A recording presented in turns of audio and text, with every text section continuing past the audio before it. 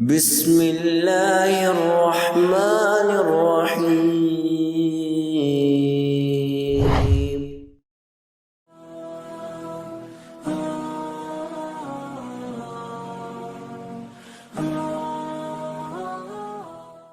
سورۃ النجم کی آیت نمبر 43 میں اللہ رب العزت کا ارشاد ہے وَأَنَّهُ هُوَ أَضْحَكَ وَأَبْكَى، اور وہی ہے جو ہنساتا ہے اور وہی ہے جو رلاتا ہے۔ امام طبری رحمۃ اللہ علیہ اس آیت کی تفسیر میں بیان فرماتے ہیں بے شک تیرا رب اہل جنت کو جنت میں داخل ہونے پر ہنساتا ہے اور آگ والوں کو جہنم میں داخل ہونے پر رلاتا ہے۔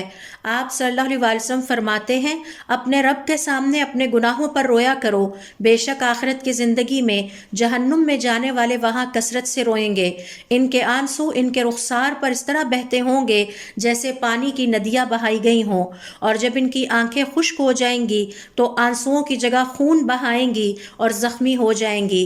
امام سمرقندی رحمۃ اللہ علیہ اسی آیت کی تفسیر میں فرماتے ہیں کہ اس آیت سے مراد یہ بھی ہے کہ اللہ رب العزت جب کسی انسان کو اپنی نعمتیں عطا کرتا ہے تو انسان ہنستا ہے، اور جب اسے آزمائش اور ابتلا میں ڈالتا ہے تو یہی انسان رو پڑتا ہے۔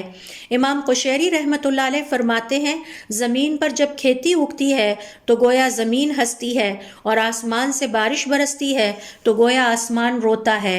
یہ وہی ہستی ہے جو مومن کو آخرت میں ہنساتی ہے اور دنیا میں رلاتی ہے، جبکہ کافر کو دنیا میں ہنساتی ہے اور آخرت میں رلائے گی۔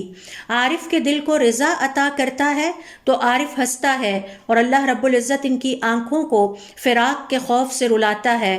حضرت ابن عباس رضی اللہ تعالی عنہما حضور اکرم صلی اللہ علیہ وسلم سے روایت فرماتے ہیں حضرت آدم علیہ السلام جنت سے نکالے جانے پر 40 برس تک روتے رہے۔ اللہ کے حکم سے حضرت جبرائیل علیہ السلام ان سے اظہار ہمدردی کے لیے آئے اور حضرت آدم علیہ السلام سے فرمایا اے آدم کیوں روتے ہو؟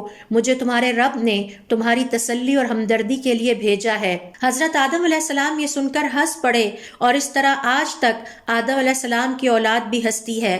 حضرت ابو درداء رضی اللہ تعالیٰ عنہ فرماتے ہیں اللہ رب العزت کا کثرت سے ذکر کرنے والے جنت میں ہنستے ہوئے داخل ہوں گے۔